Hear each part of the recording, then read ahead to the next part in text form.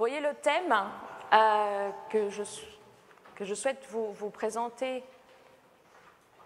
ce matin, cancer, maladies auto-immunes, mais également beaucoup d'autres maladies, un conflit au cœur de nos cellules.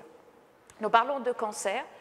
Je voudrais juste vous préciser, donc je suis donc Maria Crispin ou Crispin, ça c'est du portugais, je suis naturopathe. Donc je ne suis pas une spécialiste du cancer, je ne suis pas cancérologue, donc n'attendez pas de moi tous les détails dans la précision.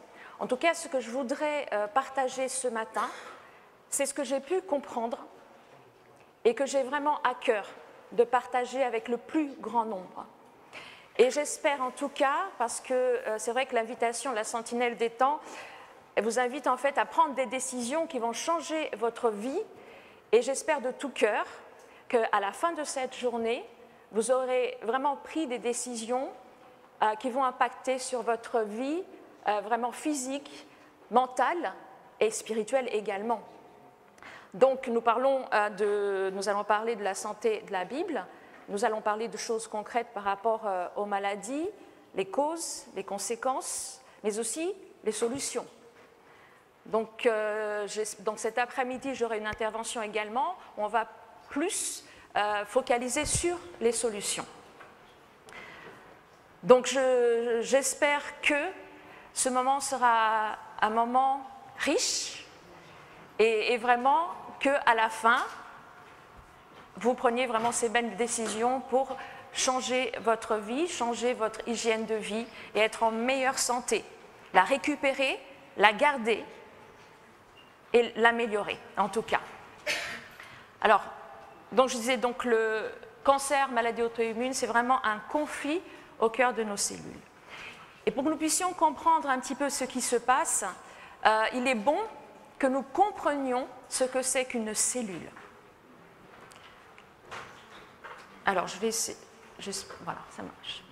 Donc, avant de poursuivre, je tiens à vous dire que donc, toutes les informations contenues dans cette présentation sont données à titre informatif.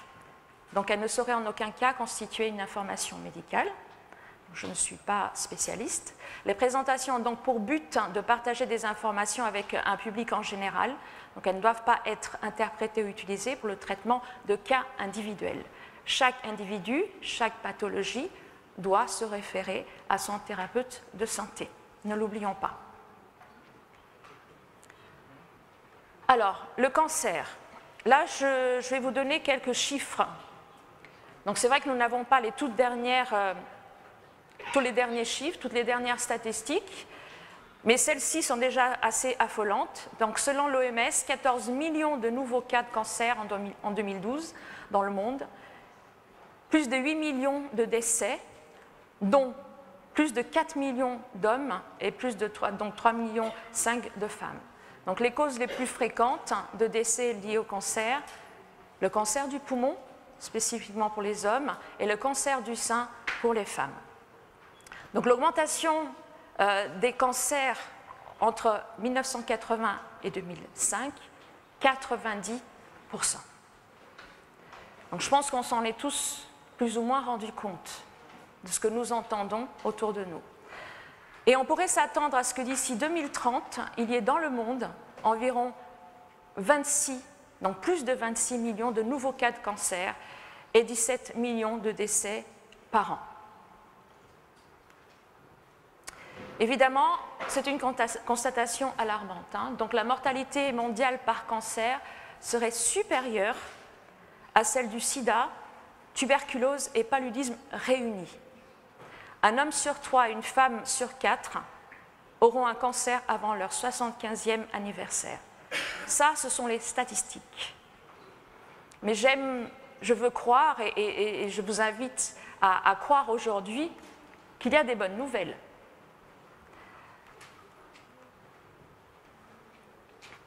Alors, là j'ai un petit souci. Voilà. Alors, les maladies auto-immunes. Les maladies auto-immunes toucheraient 8% de la population en France. Donc, imaginez, sur 100 personnes, 8 seraient touchées par des maladies auto-immunes. La sclérose en plaques, lupus, vitiligo, ça ce sont quelques-unes. polyarthrite rhumatoïde, syndrome de Gougerot, donc le syndrome sec, maladie cœliaque, le psoriasis, rectocolite hémorragique, etc. Ça, ce ne sont que des exemples. Donc, ces 50 dernières années, le taux de sclérose en plaques, donc, que nous en abrégé SEP, aurait triplé en Finlande. Les taux ont également augmenté en Écosse, en Grande-Bretagne, en Hollande, au Danemark, en Suède, où le nombre de personnes atteintes de SEP a presque augmenté de 3% par an. Mais c'est toujours en augmentation. Donc la SEP en Norvège a augmenté de 30% depuis 1963, faisant écho au taux relevé en Allemagne, Italie, Grèce, où le taux de SEP a doublé ces 30 à 40 dernières années. Et il augmentera toujours plus si rien n'est fait. Le taux de diabète, parce que le diabète type 1 est considéré comme une maladie auto-immune. C'est vraiment le plus parlant. Donc, des données de ces 40 dernières années montrent que le taux du diabète de type 1, une maladie où les cellules auto-immunes attaquent des cellules bêta produisant de l'insuline dans le pancréas, a été multiplié par 5. L'histoire concernant le diabète de type 1 pendant l'enfance est encore plus troublant. Des études montrent que le nombre d'enfants ayant un diabète de type 1 explose, avec des taux augmentant de 6% par an chez les enfants de 4 ans et en dessous. Nous nous rendons compte de la catastrophe.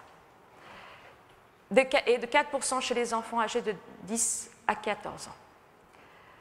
Donc le taux de nombreuses autres maladies auto-immunes montre le même schéma. Alors, la question qu'on peut se poser, que nous devrions nous poser, mais que tout le monde se pose depuis longtemps, est est-ce que nous avons la bonne réponse? Donc pourquoi sommes-nous malades? C'est pour ça aussi que nous sommes ici. Nous voulons comprendre un peu ce qui se passe. Alors là, je vais vous présenter deux théories. Vous avez la théorie de Louis Pasteur, que tout le monde connaît, bien entendu. Et c'est la théorie qui a été appelée la théorie microbisme. Donc je vous demande d'être bien attentifs, vous voyez, parce que je vais vous présenter deux théories et que vous fassiez le parallèle entre ces deux théories, voir laquelle nous allons après développer et comprendre. Alors selon Louis Pasteur, donc la théorie du microbisme, la cellule serait aseptique, c'est-à-dire qu'une cellule, en quelque sorte, elle serait comme aseptisée, donc stérile. La vie serait immobile et immuable. Au départ, ils sont partis de là. Donc, et toute maladie proviendrait d'un microbe spécifique venant de l'extérieur ou par extension d'un prétendu prion d'une cellule cancéreuse, etc. D'où l'intérêt des vaccins, des antibiotiques. Et je tiens à rappeler cela, le nom antibiotique, parce que le biote, c'est la vie, antibiotique veut dire anti-vie. Donc, quelque part, on le reconnaît même sur son nom, que lorsque on va prendre des antibiotiques, quelque part, on va arrêter la vie. Alors, va-t-on arrêter la vie de microbes nocifs, de microbes, oui, de bactéries nocives, ou va-t-on arrêter aussi ce qui est bon? En général, c'est ce qui se passe.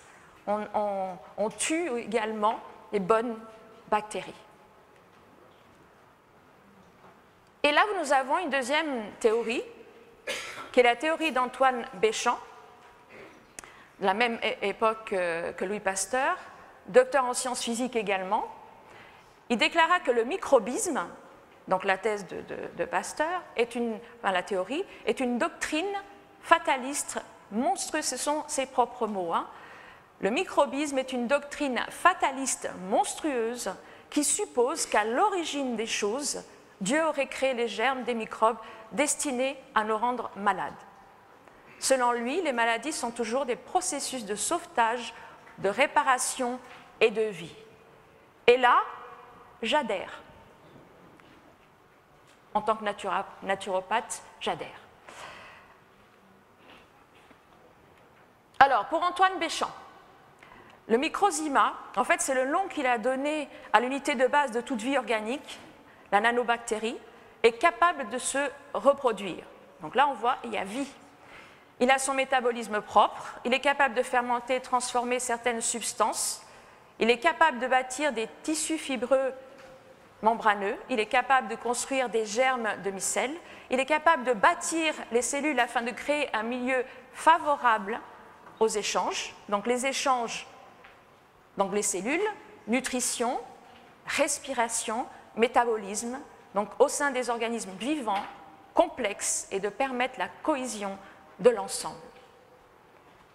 Et bien cette théorie, c'est celle à laquelle j'adhère. L'évolution du microzyma est fonction de la qualité du milieu dans lequel il se trouve. Donc en fait, il va dépendre des éléments nutritifs, de l'oxygène, des constantes bioélectroniques, donc la qualité de l'eau, le pH, les minéraux, donc calcium, magnésium, potassium, etc. Et un microbe, une cellule, un tissu peut toujours redevenir microzymas. Donc ces microzymas pourront, selon les besoins et le milieu, bâtir d'autres germes, tissus ou cellules. Donc le vivant. On arrive à suivre pour l'instant? Alors, selon Louis Pasteur, donc je reviens, donc je fais une synthèse. Selon Louis Pasteur, le germe est la cause de la maladie. Ce qui a favorisé d'une façon extraordinaire, et ils applaudissent tous, les industries qui sont devenues multimillionnaires, l'industrie pharmaceutique et l'industrie agroalimentaire, et se soutiennent mutuellement la boucle, constamment. Et j'aime cette citation de Wendell Berry, qui était un agriculteur américain et défenseur de l'environnement.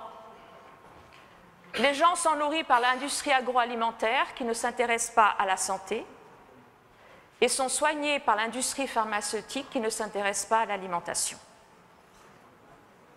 Enfin, ça, il faut prendre cela aussi avec certains bémols, mais en tout cas, c'est ce qui nous arrive, c'est le portrait de la société actuelle, il est là. Il est là.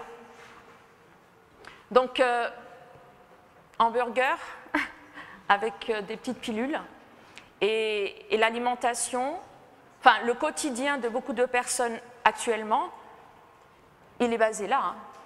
Il est là. Et donc, Antoine Béchamp, le microbe n'est rien, le terrain est tout. Donc, vous voyez, donc, en fait, en quelque sorte, ne nous concentrons pas sur le microbe, sur les germes, concentrons-nous sur le terrain.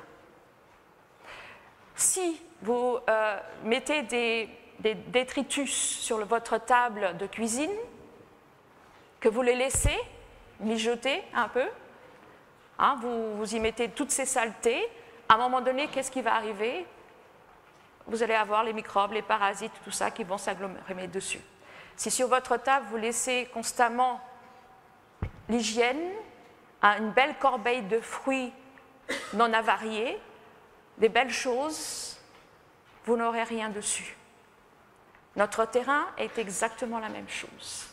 Il a besoin d'être propre pour que tous les microbes ne veuillent pas y résider. Ça, c'est un résumé très, très bref. Et je vais vous donner une définition de la maladie, et c'est cette définition qui est la même, qui est reprise par tout naturopathe qui se respecte, et nous la trouvons dans des écrits d'une dame qui, vous voyez, dès 1905, a écrit un livre, Rayon de santé, et à la page 32, nous trouvons cette belle définition, et cette définition vraiment réelle de la maladie. La maladie est l'effort de l'organisme pour rétablir un équilibre rompu par la violation des lois de la santé. En cas de maladie, la cause doit d'abord être recherchée, les conditions insalubres doivent être écartées et les mauvaises habitudes corrigées. Ensuite, on aidera la nature à éliminer les impuretés et à rétablir l'état normal dans l'organisme. Est-ce que cela vous semble raisonnable et qu'on peut accueillir? J'espère que oui. J'espère que oui. En quelque sorte, la maladie, je dirais même, il faut considérer la maladie pratiquement comme nos amis. C'est-à-dire, c'est une sonnette d'alarme qui nous dit il y a quelque chose qui ne va pas. Et parfois, il nous faut ces sonnettes d'alarme parce que parfois, il faut accepter, même pratiquement avec joie, certains symptômes, certaines maladies qui font en sorte que vous preniez cela en compte, que vous changiez votre hygiène de vie afin de ne pas aller plus loin dans une maladie beaucoup plus grave et fatale. Donc nous avons des signaux d'alerte à chaque fois dans notre corps. Donc des symptômes des maladies ne sont que notre corps qui nous dit il y a quelque chose qui ne va pas. Et souvent nous allons voir les docteurs nous-mêmes. Monsieur le docteur, voilà, mon corps est en train de me, casser les pieds. Il me dit quelque chose, mais je ne veux pas l'entendre. Donc bâillonnez-le, s'il vous plaît. Donc on prend une petite pilule, on ne veut surtout pas, c'est nous, nous ne voulons pas de symptômes, nous ne voulons rien sentir, nous voulons juste que la douleur s'arrête tout de suite et maintenant. On prend une petite pilule, on dit à notre corps, tais-toi, tais-toi et tais-toi, il crie, et on le bâillonne, on le fait taire. Et à un moment donné, il ne peut plus, il explose, il crie encore plus fort avec une maladie plus forte. Nous comprenons ce qui se passe dans notre organisme? Voilà. Alors, nous parlions de cellules, et il faut savoir, et il faut vraiment, parce que souvent nous oublions cet aspect des choses, que notre corps est composé de cellules. Notre corps est composé de 10 à 100 milliards de cellules.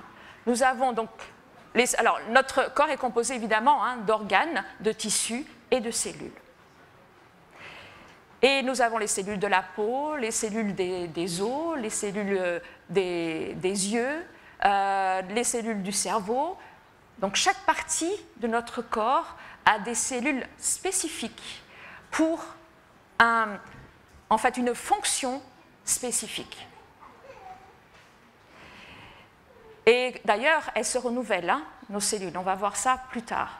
D'ailleurs, les cellules de la peau, elles se renouvellent, elles tombent. C'est pour ça que, non pas seulement à cause de la transpiration, non seulement à cause de la pollution extérieure, mais également du fait que nous perdons constamment notre peau, nous la renouvelons en tout cas, il faut changer de vêtements, il faut changer de literie. Vous voyez, d'accord? Donc là, vous avez cette machine extraordinaire représentée, donc la cellule, le noyau de la cellule, dans lequel il se trouve donc le noyau, le génome, dans lequel il se trouve des chromosomes et l'ADN. On va y revenir. Donc vous voyez cette machine extraordinaire. Donc c'est une organisation microscopique et complexe, extraordinaire. Et là, pour que vous puissiez mieux comprendre la cellule, à minimum, on ne va pas rentrer dans les détails, c'est compliqué, et comme je dis, je ne suis pas non plus une très grande spécialiste, enfin une spécialiste en tout cas. Et là, alors là, il y a un petit dessin. Vous voyez, le rhizome ici, en fait, c'est tout simplement la synthèse des protéines, c'est l'usine cellulaire. D'accord? En fait, notre cellule est un monde extraordinaire. C'est on va dire une ville presque. Donc le rhizome, vous avez l'usine, l'usine cellulaire. Ici, vous avez les mitochondries qui sont le centre respiratoire des cellules. On va presque dire le poumon de la cellule. Ici, vous avez le réticulum endoplasmique qui est le transport donc le transport des substances à travers la cellule, donc un réseau de transport, le bus, le RER, le train, vous voyez, c'est un monde. Le lysosome, en fait, ce sont les éboueurs. Donc il capture et il digère les déchets de la cellule. Donc c'est un monde, moi je dis un monde extraordinaire. Alors, le génome, en fait, est considéré comme une encyclopédie d'instructions pour notre corps. Le génome, une encyclopédie, ensemble du matériel génétique. Nos chromosomes, les volumes de l'encyclopédie, livre ou chapitre. C'est un petit peu pour que nous prenions conscience de l'importance de ce noyau de la cellule. Nos gènes, ce sont les phrases du livre qui commandent en fait les phrases, les instructions de tout le fonctionnement de notre organisme, de notre corps. Notre ADN, ce sont les lettres qui forment les mots et les phrases. Vous voyez, l'alphabet. Et s'il y a une mutation, donc on parle souvent, donc dans le cancer, maladie, de mutation ou de variante des cellules. Donc la mutation, c'est une erreur typographique, tout simplement, et une variante, une variation orthographique. Il y a beaucoup d'informations là, mais c'est juste que vous ayez un aspect global, une information globale, pour que ça puisse vous motiver à prendre en compte l'importance de prendre soin de votre corps, de vos cellules. Donc les cellules, de la bonne santé de la cellule dépend la bonne santé de votre organisme tout entier. Le codage de l'ADN révèle une intelligence. Je vous ai mis une citation, je vous présente une citation que vous trouvez dans un livre qui s'appelle Signs of Intelligence, donc les signes de l'intelligence, écrit par William Dembski et James Kushner. Donc cette citation, le codage de l'ADN révèle une intelligence telle qu'elle dépasse l'imagination. Une mesure d'ADN contient une quantité d'informations équivalente à ce qui se trouverait dans une pile de livres de poche, qui ferait 5000 fois le tour du globe. Comment peut-on, aujourd'hui je pose la question, y a-t-il de la place pour le hasard là-dedans? Et l'ADN fonctionne comme une langue avec son propre code logiciel d'une complexité extrême. Donc le fondateur de Microsoft, Bill Gates, a dit que le logiciel de l'ADN est, de loin, beaucoup plus complexe que tout logiciel que nous ayons jamais développé.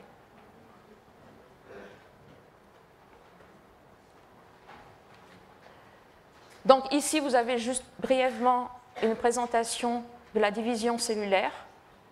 Donc, vous voyez le génome dont nous parlions, à l'intérieur, noyau à l'intérieur de la cellule, les chromosomes, avec donc l'ADN,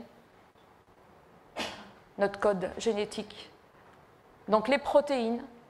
Donc ici, vous avez des protéines, donc d'où l'importance de l'alimentation, les acides aminés, et on en reviendra plus tard là-dessus. Et tout ce qui est normalement, tout ce qui est... les acides aminés sont des briques qui construisent nos cellules, notre corps. Et ces briques, comme les briques d'une construction, elles doivent avoir quelque chose, une colle, ciment. Et la colle de ces briques, ce sont les minéraux. Vous voyez l'importance de ne pas manquer de minéraux? Et donc après, vous avez la division cellulaire, la cellule vivante. Nos cellules se produisent et se renouvellent constamment. Donc, les yeux tous les 2 à 3 jours, la peau tous les mois, les os tous les 3 mois, le foie toutes les 3 semaines, et tout cela à partir du code génétique dans les cellules qui composent notre corps.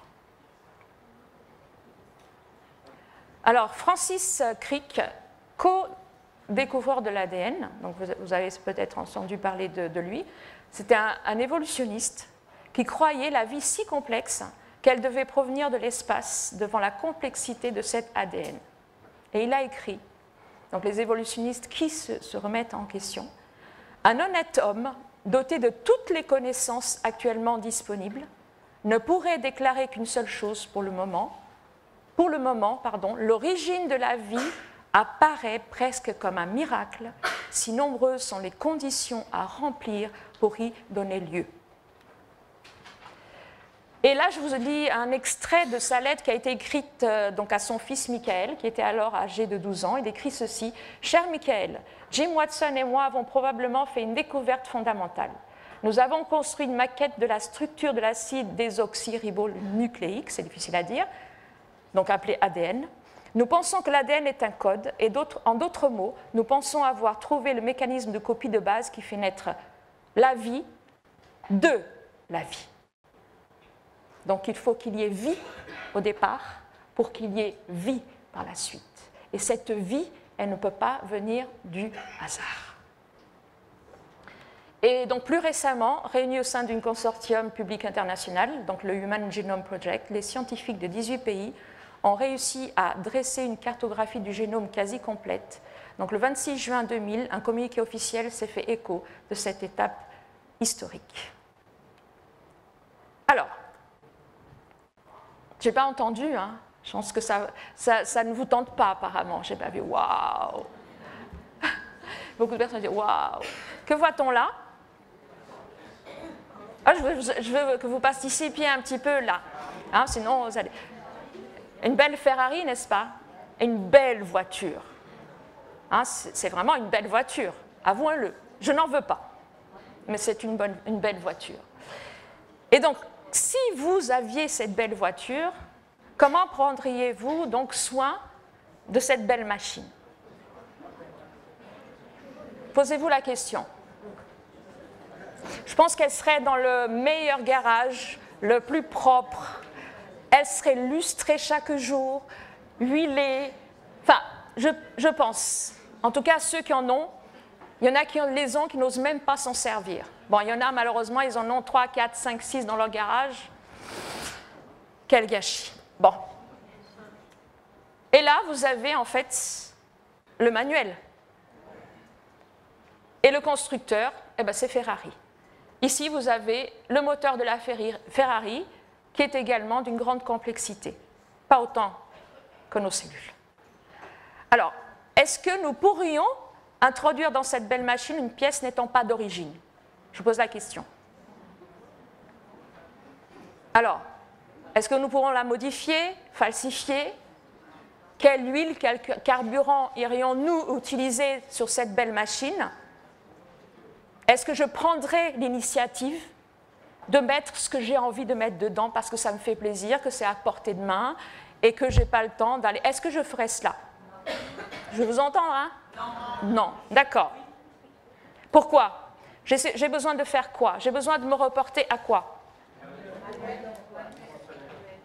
Manuel, qui a été fait par le constructeur. D'accord? Personne n'a le droit d'aller modifier quoi que ce soit. Alors, je vous ai montré une belle Ferrari, n'est-ce pas? Là, je vous montre quoi? Une belle famille. Mettez, alors je vous invite à y mettre votre photo et celle de votre famille. Donc, je ne pouvais pas le faire, hein. Je n'avais pas la photo de vous tous là, sinon je l'aurais fait avec plaisir. Donc imaginez-vous, d'accord? Alors, comment devriez-vous en prendre soin? Est-ce que cette machine extraordinaire, beaucoup plus extraordinaire que n'importe quel moteur ou logiciel, comment allons-nous prendre soin? Eh bien souvent, nous allons prendre n'importe quoi. N'importe quoi. Sans tenir compte de quoi? D'un manuel. D'accord? Ici, nous avons une complexité. Alors, je n'ai pas tout montré, hein, ce n'est qu'une petite apparence de notre corps. Ici, le thorax, hein, les poumons, le cœur, hein, notre système sanguin. Alors, c'est tellement complexe. Nous aussi, il est impossible pour une machine si extraordinaire, s'il y a un constructeur, moi j'y crois fermement, il y a un constructeur qui a produit la vie au départ, qui a donné la vie, et ce constructeur nous a donné un manuel.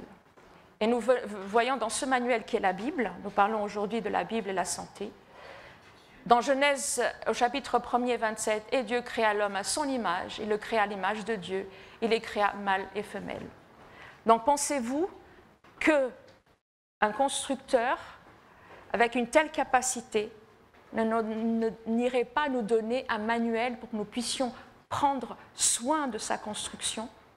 Oh que si! Donc je vous invite à réfléchir à cela pour ceux qui n'ont pas encore réfléchi à ça. Et là, souvent, je vais faire appel justement à ce manuel, à prendre certaines choses qui y sont écrites pour que vous puissiez voir la pertinence aujourd'hui en rapport avec notre santé. Proverbe 4, 20, 22, « Mon fils, sois attentif, incline ton oreille à mes discours, à mes paroles. Qui ne partent point de devant tes yeux, garde-les dans ton cœur, car ils sont la vie de ceux qui les trouvent, et quoi donc? La santé de tout leur corps. » Le message de la Bible, qui révèle un Dieu rationnel et personnel, a profondément influencé les savants tels que Copernic, Galilée, Newton, Pascal et Faraday.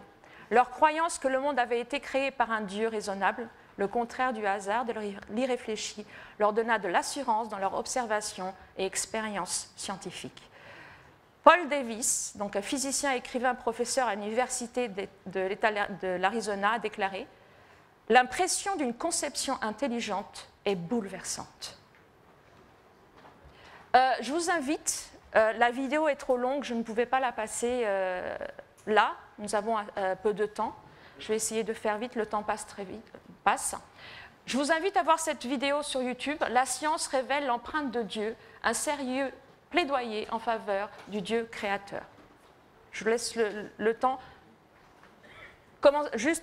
Commencez par écrire « La science révèle l'empreinte de Dieu », vous allez trouver cette vidéo. Je vous invite à la visionner chez vous. Donc le psaume 139, donc dans le manuel, la Bible dit « C'est toi qui as formé mes reins ». Donc je vous demande de regarder ça à la lumière de la cellule, de la vie qui a même à partir d'une cellule. « C'est toi qui as formé mes reins, qui m'a tissé dans le sein de ma mère ». Ça c'est le psalmiste qui s'adresse à Dieu, le Créateur. « Je te loue de ce que je suis une créature si merveilleuse ». À l'époque, quand on a écrit ces paroles, on ne connaissait pas la cellule, concrètement comme nous aujourd'hui. Donc je te loue de ce que je suis une créature si merveilleuse, tes œuvres sont admirables et mon âme le reconnaît bien. Mon corps n'était point caché devant toi lorsque j'ai été fait dans un lieu secret, tissé dans les profondeurs de la terre, quand je n'étais qu'une masse informe, tes yeux me voyaient. Donc là, on revient sur le cancer et les maladies auto-immunes. Donc on va rapidement essayer de voir ce qui se passe. Alors, dans le cas des cancers, qu'est-ce qui se passe? Il y a une prolifération incontrôlée et anarchique des cellules. D'accord? Il faut que nous comprenions ce qui se passe quand il y a un cancer. Donc, une cellule cancéreuse est une cellule qui devient totalement indisciplinée, suite à une agression ou un dommage, ou à l'incapacité des gènes suppresseurs de tumeurs de fonctionner. Parce que nous avons des gènes suppresseurs de tumeurs à l'intérieur de nos cellules. Ça aussi, c'est une bonne nouvelle. Alors, comment passe-t-on d'une cellule cancéreuse à un cancer? Une cellule cancéreuse se multiplie beaucoup, elle commence à former un regroupement de cellules.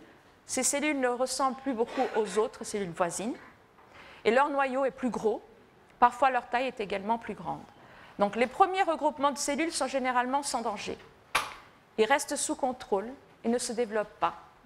Donc, ils sont parfois même détruits par le système, donc notre système immunitaire, d'où l'importance du renforcement de notre système immunitaire. Donc, il faut un regroupement d'environ 100 000 cellules pour que l'on commence à parler de tumeurs. Et là, vous avez justement une illustration de ce qui se passe quand il y a en fait cette prolifération de cellules qui ne sont pas normales. Donc normalement, la cellule saine, vous voyez, la cellule saine, elle reçoit donc des signaux en permanence. Ce sont des signaux chimiques d'autres cellules pour lui dire ce qu'il faut faire, s'il faut se développer, soit se dédoubler, ou rester au repos, ou se détruire. Parce que nos cellules, en fait, elles font leur travail et elles meurent. C'est un cycle. d'accord? Après, il y a des déchets. On renvoie ces déchets là où il faut. Le corps est normalement bien constitué pour évacuer les déchets intérieurs que nous avons de par nos cellules. Donc, cette cellule reçoit des messages. Et là, nous avons, donc il y a une division cellulaire qui peut se faire. Donc, la cellule qui fait une copie, donc une cellule mère qui fait les copies des autres, la copie des cellules, ce sont les cellules filles. Et en principe, vous avez toujours des gènes qui sont les réparateurs, donc ici, voilà, qui vérifient que tout se passe correctement. Vous avez des gènes d'antiprolifération et des gènes de prolifération. Des gènes qui disent « c'est bon, tout va bien, tu peux te multiplier » et des gènes qui disent « non, ça ne va pas, arrête, ne fais rien ». Sauf que parfois, ces gènes aussi peuvent avoir des problèmes et ils peuvent ne pas fonctionner, ne pas faire leur travail. D'accord? Et donc là, parce que parfois, ils mutent, ces gènes. Donc les gènes, ils mutent. D'accord? Et donc, automatiquement, il n'y a pas d'arrêt de prolifération. On ne peut plus, quand ils mutent, quand il y a un problème au niveau de ces gènes, on ne peut plus détruire cette cellule qui est en train de se diviser d'une façon anarchique, incontrôlée. Donc, beaucoup de systèmes de protection, en fait, ils vont s'effondrer les uns après les autres. Donc, surtout lorsque les gènes réparateurs d'ADN sont endommagés. Et là, les cellules cancéreuses accumulent plusieurs erreurs dans l'ADN, d'accord? Et certaines peuvent devenir alors aussi des métastases.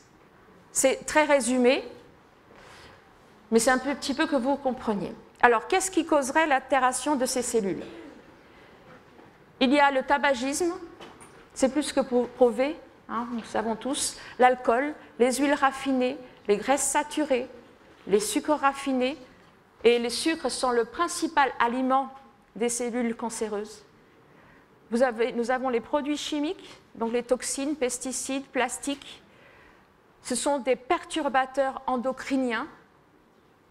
Et dans ces perturbateurs endocriniens, nous allons plus tard voir qu'est-ce que les perturbateurs endocriniens sont aussi les médicaments comme la pilule contraceptive. Il y a les OGM. Les OGM, on peut comprendre que c'est des organismes génétiquement modifiés, non acceptables par nos cellules. Donc il y a les virus, les radiations, le stress, et quelque chose aussi important que l'on ne prend pas en compte souvent, ce sont des vêtements inadéquats, comme les soutiens-gorge pour ces dames. Le soutien-gorge, c'est quelque chose de terrible qui peut provoquer le cancer, on n'en parle pas, surtout n'en parlons pas. Il y a une compression constante des vaisseaux sanguins et lymphatiques sous le sein, ce qui peut emmener, vous voyez, à une perturbation des cellules. Donc cette compression constante évite au sang, donc aux vaisseaux sanguins et lymphatiques de circuler correctement et de faire son travail. Et à un moment donné, on se pose... Donc il y a donc vous savez, les baleines, hein, qui compriment, les élastiques. Aussi, à ce niveau-là, vous voyez, souvent, nous avons une compression constante de la circulation aussi parce que c'est des toutes petites bretelles.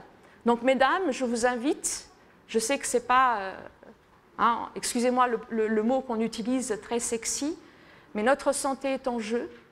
Donc, vous avez des brassières qui sont suffisamment larges, qui ne compriment pas et surtout sans ce petit fil de fer en dessous. D'accord? Faites attention à cela, je tenais à vous le dire. Encore une fois, dans la Bible, nous retrouvons des textes qui nous parlent. Là, nous avons dans Proverbe 20, je ne vais pas tous vous les lire, Proverbe 20, le verset 1, qui nous parle du vin. On parle de l'alcool nocif pour notre santé. Nous dit le vin est moqueur, la boisson forte est tumultueuse, et quiconque s'y égare n'est pas sage. Déjà, là, dans notre manuel, nous avons ce genre de conseil que le vin n'est pas bon, l'alcool n'est pas bon pour notre santé. Dans Lévitique 3, chapitre 3 à 7, nous avons des recommandations concernant les graisses animales. Et nous savons combien les graisses animales, les graisses saturées, sont nocives et peuvent emmener au cancer.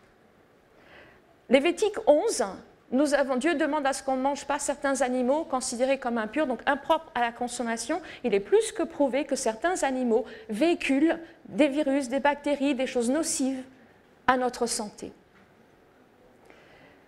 Le sang également, qui véhicule beaucoup de choses nocives. Donc pareil, dans Genèse 9, le Seigneur nous recommande, Dieu, notre Créateur, nous recommande de ne pas consommer le sang.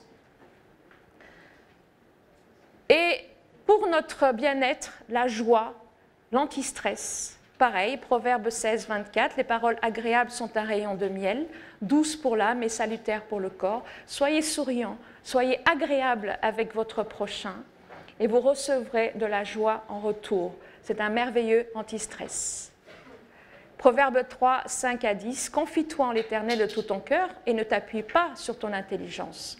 Reconnais-le dans toutes tes voies, il rendra tes sentiers droits. Ne te prends pas pour un sage, crains l'Éternel. Et craindre, ce n'est pas avoir peur. Non, non, non. Souvent, nous avons une mauvaise image d'un Dieu créateur qui était là avec un fouet à nous taper dessus dès que... Non. Là, si nous comprenons bien, c'est vraiment une histoire. Ce n'est pas une histoire d'interdit, ce n'est pas une histoire de tu ne feras pas ci, tu ne feras pas ça. C'est, voilà, il y a un chemin, c'est le meilleur. Choisis le chemin, le manuel qui t'apportera la santé, le bien-être. Mais tu es libre de choisir un autre chemin, c'est le libre arbitre. Donc nous n'avons pas, Dieu créateur n'est pas un tyran. Et là, il dit, ne te prends pas pour un sage, crains l'Éternel et tourne-toi du mal, cela apportera quoi? La guérison à ton corps et un rafraîchissement à tes os.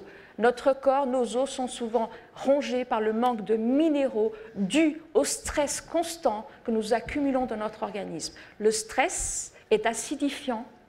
Et quand un corps est acidifié, il a besoin de puiser, donc le sang a besoin de puiser les minéraux dans les os pour rétablir cet équilibre du pH, devenir alcalin.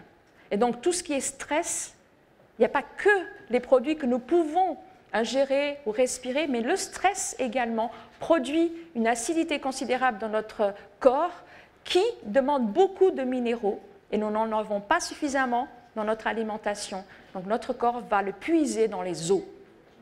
Donc, quand on parle d'un rafraîchissement pour les os, c'est vraiment un antistress. Donc la santé mentale et spirituelle, intégrité, sérénité, la confiance en Dieu est un antistress considérable. Il y a beaucoup de recherches sur la prière, de l'impact que cela a sur la personne concernant le stress. Alors, les OGM. On pourrait se poser la question, serait-il acceptable par nos cellules? Parce qu'on continue à nous dire, bon, on voit déjà maintenant, on fait très attention à cela, mais beaucoup disent, est-ce que c'est vraiment, a-t-on encore des études disant clairement que les OGM sont nocifs pour la santé? C'est la logique, mes amis, c'est la logique. Chaque semence contient une instruction invisible. Chaque semence et chaque cellule même d'un produit de la nature contient un message spécifique. Et dans la Genèse, nous découvrons que chaque semence, donc encore le manuel de la parole de Dieu, de chaque semence va se multiplier selon son espèce. Dans Genèse 1, le verset 12. Le Créateur a placé dans cette semence un objectif spécifique. Donc je vous pose d'ailleurs la question suivante. Tout à l'heure, nous avons parlé de la Ferrari, c'est un exemple parmi tant d'autres que j'aurais pu prendre. Donc, est-ce qu'un employé qui travaille chez Ferrari a le droit de modifier ne serait-ce qu'une pièce minime en pensant à un éventuel rendement, sans l'accord du concepteur? Quels en seraient les risques? Quelles en seraient les conséquences? Un mauvais fonctionnement de la machine et donc des conséquences dramatiques. Donc chaque chose, même dans la nature, a un rôle bien précis, est à sa place. Et personne n'a le droit d'y toucher, sauf un concepteur lui-même. Donc quand l'homme se donne le droit de changer la nature, il y a de graves dégâts. Que l'homme se donne le droit de changer une machine que lui-même a créée, a fabriquée, soit. Et encore, il y a toujours des conséquences. Mais vous voyez, il faut vraiment que nous réfléchissions à cela. Vous voyez combien l'importance que nous donnons à des machines, à du matériel, et nous oublions la plus extraordinaire machine qui existe sur Terre, qui est l'être humain, l'organisme. Dans les maladies auto-immunes, c'est pour ça que je dis de réfléchir justement à toutes des choses qui sont modifiées, qui ne correspondent pas à ce que nos cellules devraient considérer comme acceptable. Et là, nous allons comprendre des choses qui se passent dans notre corps. Donc, dans le cas des maladies auto-immunes, nous avons parlé du cancer, le système immunitaire va combattre ses propres cellules. Alors, comment le corps va-t-il commencer à combattre ses propres cellules? En fait, il les considère comme ses ennemis. Donc, encore une question. Qu'est-ce qui vous pousserait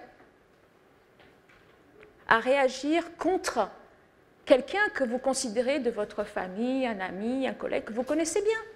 Qu'est-ce qui vous pousserait à réagir contre? Je vous fais un petit peu réagir là, participer. Qu'est-ce qui vous ferait réagir vis-à-vis de quelqu'un que vous connaissez bien? Nous fait du mal? Ou qui s'est déguisé, par exemple? Si vous avez quelqu'un que vous connaissez, votre enfant, qui un jour a décidé de se déguiser, vous avez une réaction? Vous avez peut-être une peur? Vous ne le reconnaissez pas, vous pouvez le rejeter. Donc c'est juste une image que je vous donne. Eh bien, le système immunitaire, il se met à combattre ses propres cellules parce qu'il ne considère plus ces cellules-là comme faisant partie de son organe, parce que cette cellule, tout simplement, a été endommagée, modifiée. Il y a quelque chose qui ne correspond pas à l'original. Nous comprenons? Donc quand on se dit, mais tout ça, on ne comprend pas, il y a des maladies auto-immunes, il y en a de toujours. Alors on donne, selon les symptômes, on va donner tel et tel nom. Mais en réalité, le problème, la problématique, elle est la même.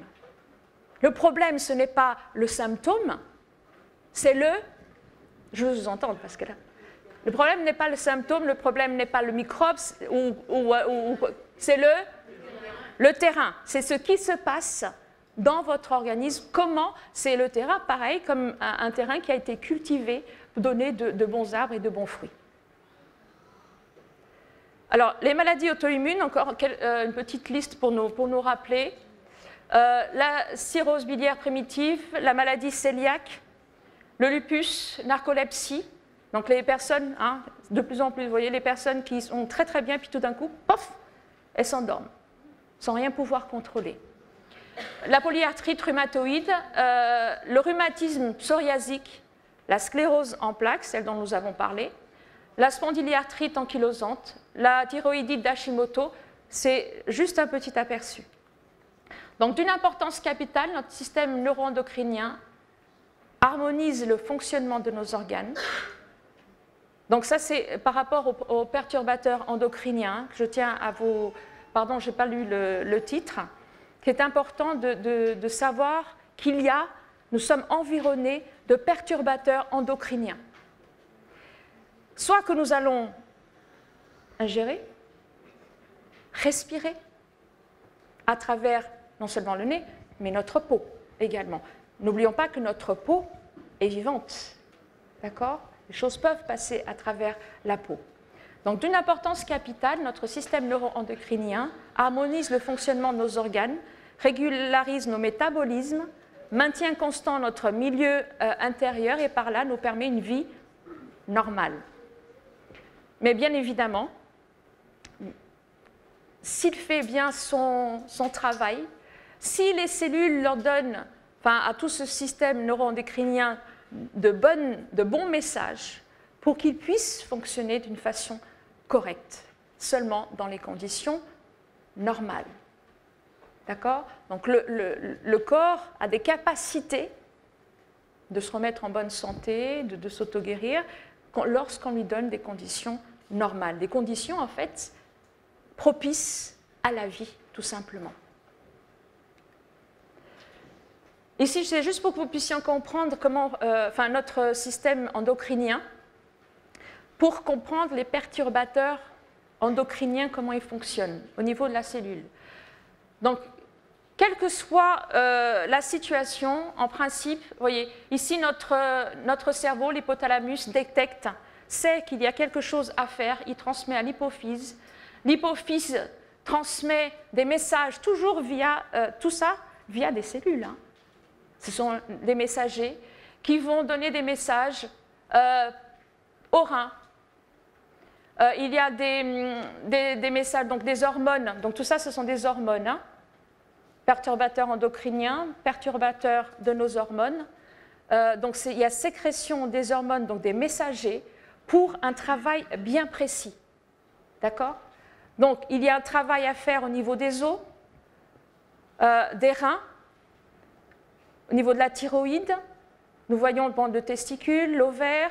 Au niveau des seins, quand il faut la lactation et l'éjection du lait, ce sont encore des messages que nos hormones disent, eh bien, tiens, là, il faut, donc il y a eu d'abord l'accouchement, même pareil hein, pour l'accouchement, c'est-à-dire que le moment est venu, nos hormones vont envoyer un message à l'utérus, donc au muscle de l'utérus, pour commencer à se contracter, et que tout le travail, enfin c'est résumé, hein, le travail se fasse pour l'accouchement. Ensuite vient, donc au niveau des seins, pareil, il y a des hormones qui vont envoyer des messages dans au sein, hein, à travers donc les hormones des cellules. Il est temps, en fait, de donner le lait au bébé. D'accord? À chaque fois, les hormones donnent des messages à l'organe concerné pour une fonction bien précise. Peut-être que j'espère pouvoir, j'espère en tout cas que vous arrivez à comprendre un petit peu ce qui se passe. Et les perturbateurs endocriniens, que vont-ils faire? Ils vont imiter les hormones naturelles en se fixant comme elles sur les récepteurs des cellules, déclenchant ainsi des réactions non souhaitables. C'est-à-dire que ici, vous allez voir, voilà, vous voyez ici la cellule, les récepteurs des hormones, ce sont des messages. C'est un petit peu comme, vous voyez, vous êtes à votre poste de travail, vous recevez un email de votre supérieur et hiérarchique qui vous dit il y a tel travail à faire. D'accord? Donc là, votre email, hein, la boîte aux lettres, en fait, en quelque sorte. Donc la cellule, elle saura quel travail elle devra effectuer dans l'organe concerné. Les perturbateurs endocriniens ont la capacité d'imiter vraiment ces hormones et elles vont se fixer ici ou soit empêcher aux hormones naturelles de transmettre le message, soit d'obstruer les récepteurs et empêcher ces hormones de donner le bon message aux cellules. Et là, je reviens un petit peu en arrière.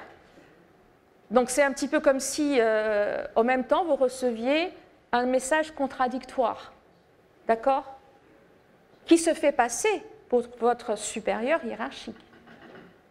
C'est un petit peu, voilà, je me mets à la place de votre supérieur, mais je le prends parce qu'il ressemble en fait. Donc un message qui va être quelqu'un d'autre, autre que mon supérieur hiérarchique, qui me donne un message, quelque chose à faire. Je vais faire, puisque je crois que c'est lui, c'est mon supérieur, je vais le faire. Sauf que ce message est faux. Et donc je vais accomplir une tâche qui n'était pas la bonne à accomplir. Vous voyez, une fausse tâche, une mauvaise tâche, un mauvais travail qui ne m'incombait pas. C'est ce qui se passe dans nos cellules par rapport à notre système hormonal. Donc, je disais, donc, il bloque certains récepteurs des cellules, ce qui empêche les hormones naturelles de s'y fixer et de communiquer leur message aux cellules. Au cours de la formation, alors c'est ça qui est très important, au cours de la formation des embryons, il modifie le nombre de récepteurs normalement prévus sur les cellules, causant ainsi des dommages irréversibles. Nous voyons de plus en plus de déformations dans les fœtus, de plus en plus de terribles problèmes. Il faut se poser la question. Est-ce que c'est une fatalité? Et souvent, hein, nous avons dit, même pour le cancer, mais c'est le destin. Ça m'est tombé dessus. Comme si, vous voyez, il y avait des choses comme ça, et puis au hasard, hop, plouf, plouf, plouf. Tiens, celui-là, hop, celui-là, hop. Non. Non, il n'y a pas de place pour le hasard. Nous subissons des conséquences, soit de nos mauvais choix, ou du choix de ceux qui nous entourent, de nos parents, de nos voisins, enfin de la société. Ce sont des conséquences de choix. Il n'y a pas, vous voyez, ce hasard-là, la faute à malchance.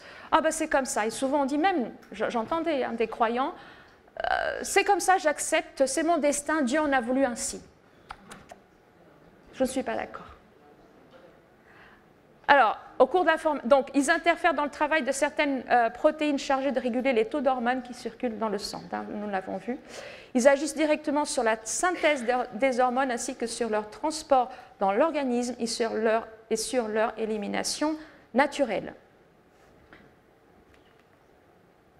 Alors, comment ces perturbateurs arrivent-ils dans l'organisme? En résumé, synthèse, par la bouche, le nez, la peau, aliments, boissons, cosmétiques, médicaments, mains sales qui vont à la bouche, poussière et parfums inhalés. Et là, nous allons...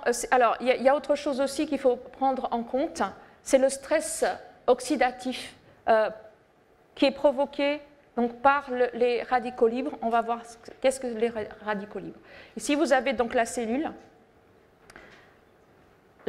qui va subir un stress oxydatif, donc voilà, par tous ces éléments extérieurs ou intérieurs, donc les facteurs endogènes ou les facteurs exogènes, pollution, tabac, traumatisme, hygiène de vie déséquilibrée, les UV, etc. Dans la pollution, j'inclus tous ces produits chimiques inhalés aussi, à travers même nos meubles et nos vêtements. Ensuite, vous avez ce qui est à l'intérieur, l'inflammation, l'infection, le déficit immunitaire, le stress et le vieillissement. Alors, les radicaux libres, ce sont des molécules donc, produites par notre propre corps de par notre métabolisme, donc cellules mortes, déchets, etc., et les facteurs environnementaux. Nous avons aussi à prendre en compte le manque de sommeil, manque d'exercice physique, et la mauvaise alimentation, on en a déjà parlé. Donc, vous voyez un petit peu l'aspect, juste schématiquement, d'une cellule. La cellule ici normale. Là, vous avez une cellule attaquée par les radicaux et la cellule avec le stress oxydatif. Alors, on va commencer par parler des solutions. Les solutions, mais on va y revenir tout à l'heure parce qu'il va être temps, je pense, de conclure cette première partie. Que ton aliment soit ton premier médicament, ça c'était Hippocrate. Alors quand la médecine fait le serment d'Hippocrate, elle devrait y veiller à cette affirmation. Les antioxydants, c'est la solution, une des solutions. Donc qu'est-ce qu'ils vont faire? Ils vont capter les radicaux libres et les neutraliser au cœur de la cellule. Et les antioxydants, vous les avez dans les vitamines E. Donc, les antioxydants sont la vitamine E. Donc, dans l'huile, vous allez trouver dans l'huile végétale les noix, l'avocat, carottes, tomates. La vitamine C, cassis, kiwi, légumes à feuilles vertes. Je vais très vite parce qu'en principe, nous savons déjà ça, mais c'est vrai que je n'ai pas le temps de tout voir dans le détail. Nous y reviendrons de toute façon sur l'alimentation, poivron, kiwi, fraises, oranges. La vitamine A, donc carotte, on retrouve la carotte, les épinards, poivrons rouges, cressons, le zinc. Donc tout cela, ce sont des antioxydants. Vitamine E, C, vitamine A, zinc, où on les trouve dans les amandes, légumineuses, les lentilles, les graines de courge, sésame et beaucoup d'autres aliments aussi. Le sélénium, principalement, je vous recommande de le trouver dans la noix du Brésil et le sésame. D'ailleurs, la noix du Brésil,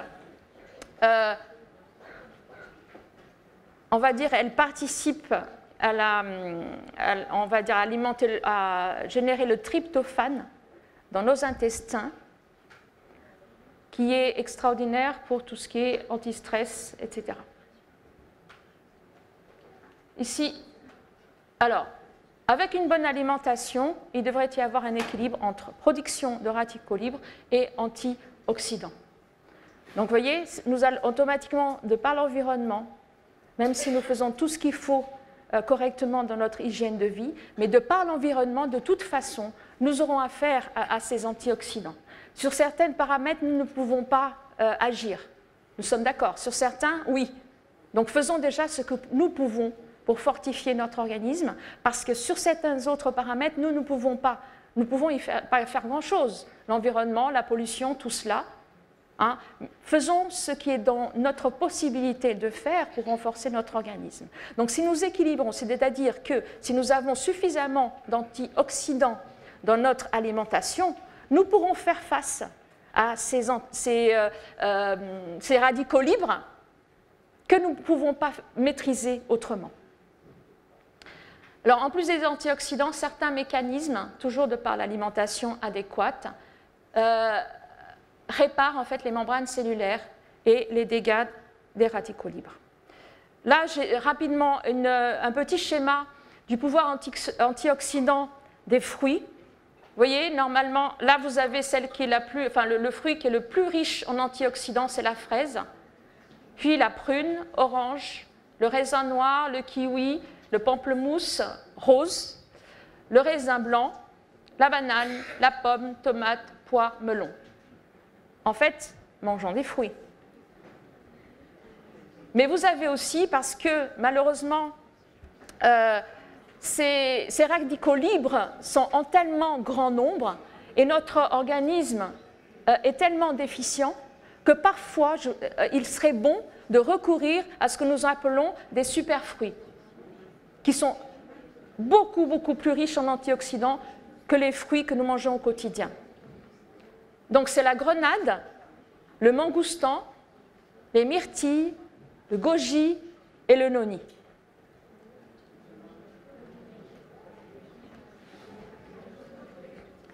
Donc ici, vous voyez juste brièvement, vous avez l'antioxydant, le radicaux libre. Le radicaux libre, en fait, qui est un voleur d'électrons qui va attaquer les cellules. Et l'antioxydant, en fait, il va donner un électron au radicaux libre qui va l'empêcher d'aller nuire aux cellules. C'est vraiment une sentinelle extraordinaire. Il donne des boucliers pour nous protéger. Donc, nous avons des bonnes nouvelles. Nos cellules se reproduisent et se renouvellent constamment. Donc, les yeux tous les 2-3 jours, la peau tous les mois, les os tous les 3 mois, le foie toutes les 3 semaines, et tout cela à partir du code génétique dans les cellules qui composent notre corps.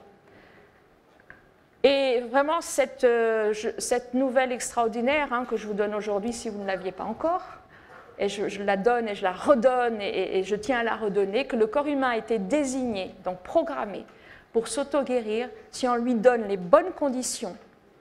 Eh bien, tout comme un arbre nous donnera de bons fruits si on lui donne les bonnes conditions de croissance et de développement. Un arbre, nous allons le planter en faisant attention dans quel terrain nous allons le planter, parce que nous tenons à ce que ce terrain ait les nutriments suffisants pour que cet arbre puisse grandir, avoir des bourgeons, des feuilles, des bourgeons, des fruits. Et nous en prenons soin. D'accord ? Donc si nous voulons que notre corps soit en bonne santé, nous devons absolument prendre soin du terrain, prendre soin de lui fournir tous les éléments, les nutriments pour le maintenir en bonne santé. Je vais m'arrêter là. Nous reviendrons cet après-midi sur les intestins, l'alimentation, etc. Toujours, nous sommes dans les solutions, mais aussi toujours en se rappelant la problématique.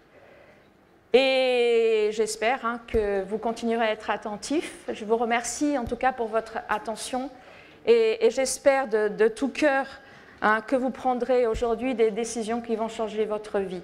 Donc, et je vous dis à tout à l'heure.